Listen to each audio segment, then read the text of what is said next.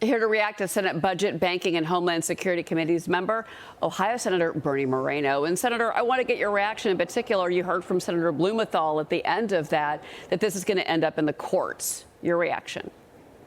Well, I think President Trump has 100% the authority to do what is common sense, which is ask people who work for the government, who get paid by the taxpayer, to actually show up for work.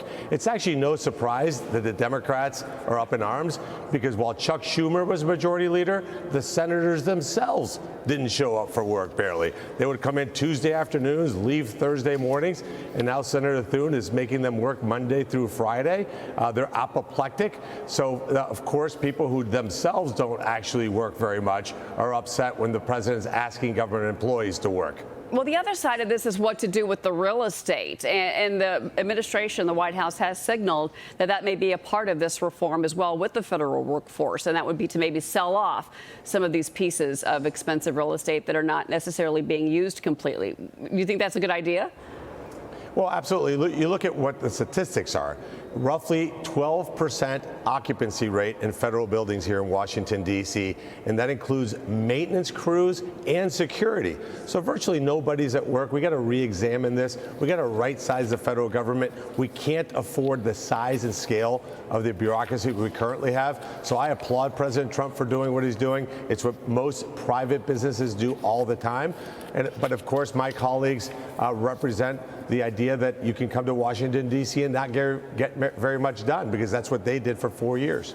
Yeah, well, certainly there's a lot to discuss with this new administration. Democrats now are throwing roadblocks into the confirmation of Russell Vought to head the Office of Management and Budget. They boycotted the vote in your budget committee this week. Watch. As long as Russell Vought is Donald Trump's pick for OMB director, Americans can be virtually certain he will try again to illegally seize funding for their communities. We're here together instead, and we're calling on the full Senate to reject Russ Vought's nomination. What do you make of Senate Democrats' objections to Vought and the links that you're now going to have to go through on Monday just to get him confirmed? And the other thing that they said when they said he's, quote, unfit for office, they talk about the fact that he wants to decrease funding. Isn't that the point of what Donald Trump wants to do right now? Well, more importantly, it's what the voters asked him to do on November 5th. This is what they clearly and unequivocally voted for. And I think the Democrats skipping the Budget Committee meeting yesterday was childish, completely unnecessary, and it's rich coming from Democrats who allowed President Biden to illegally forgive student debt even after the Supreme Court ruled it unconstitutional. So they need to sit this one out, because for 4 years they enabled an administration that was completely lawless. And what we're doing is restoring sanity. There's no better person to run OMB than Russ Vought, and I'm going to be very proud to vote for him next week. He's going to get us the agenda we deserve. Are you confident he's going to make it through?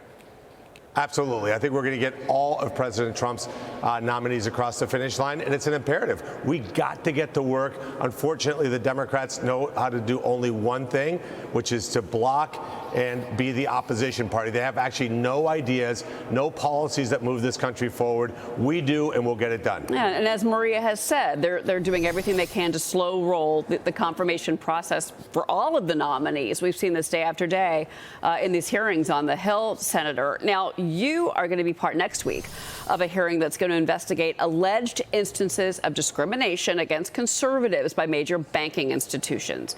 Key witnesses are going to testify that they were targeted and financially cut off based on their political views. Now, President Trump has directly accused Bank of America and JP Chase of what's being called the debanking of conservative customers. But the big banks, sir, they're denying this. They say there is no political bias. So what is the goal of this meeting, this hearing, excuse me? Well, look, we got to get the facts out there. I've heard this from constituents in Ohio, especially in the oil and gas industry, the ammunition business. I've heard this over and over again from the crypto world. Look, these banks, if this is what they're doing, and we have proof, they're going to see crippling punishments coming to them. We don't want it to get there. My view to every banker out there is do the right thing. Do not force Washington, D.C. to correct your bad behavior. It will be really really bad for you, your shareholders. You know what to do. Get the right things done. These hearings will expose it. And if it's true, which I suspect it probably is over the last 4 years, because we've seen the weaponization of government also, we're going to put an end to that right away. Well, if you look at the examples of some groups, organizations, people that have been debanked, Melania Trump was one of them. She wrote about it in her memoir that this happened to her. And then the National Committee for Religious Freedom, they say that they were debanked 3 weeks after opening an account. So certainly this is going to be very interesting to hear their stories. And then also, again, with the banks denying this, that will also be another piece of that hearing. Sir, before you go, we've had a tragic week here. Investigators are still searching for answers around the deadly D.C. crash that claimed the lives of 67 victims. President Trump is calling for a review of DEI at the FAA, looking into the last 4 years of aviation hiring. He is suggesting that may have played a role in that tragedy. I do want to get your thoughts, sir, on those comments from President Trump. Well, look, it's an unspeakable tragedy. I can't imagine what those families are going through. Picking up a relative at an airport, we've all been there, anxiously waiting somebody we hadn't seen, maybe in days or weeks, only to see something like this. So the tragedy is unspeakable. I absolutely send my prayers and thoughts to every family member involved. Just terrible situation.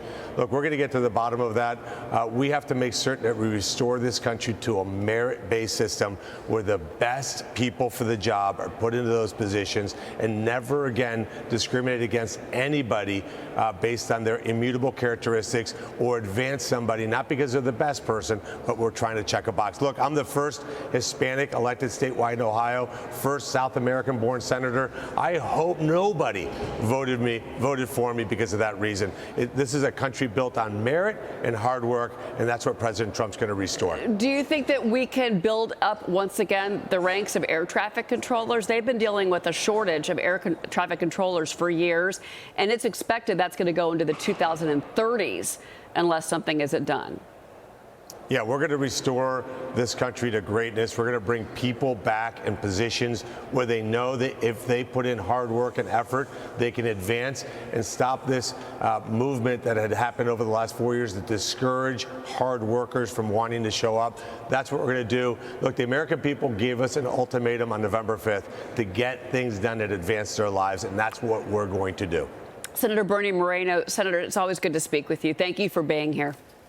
Thank you.